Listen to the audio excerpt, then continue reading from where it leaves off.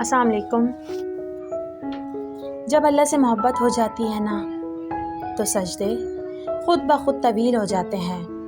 ایک اس رب کے کن کا سہارا ہے، ورنہ اس دنیا میں کون ہمارا ہے۔ لوگ تمہیں دکھ دیں گے، توڑیں گے، لیکن تم مایوس نہ ہونا، ہمت مت ہارنا، بلکہ خود کو رب سے جوڑ لینا، کیونکہ وہی ٹوٹے ہوئے دلوں کو جوڑ سکتا ہے اور تمہاری تکلیف کو سمجھ سکتا ہے۔ کوئی تمہیں پسند کرے یا نہ کرے، پر اللہ تم جیسے بھی ہو پسند کرتا ہے۔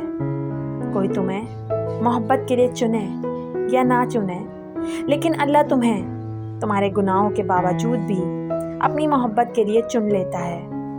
اللہ تو ہمارے دل میں بستا ہے، لیکن ہم اسے دور کہیں آسمانوں میں ڈھونڈے جا رہے ہیں، حالانکہ وہ ہماری شہرک سے بھی زیادہ ہمارے پاس ہے۔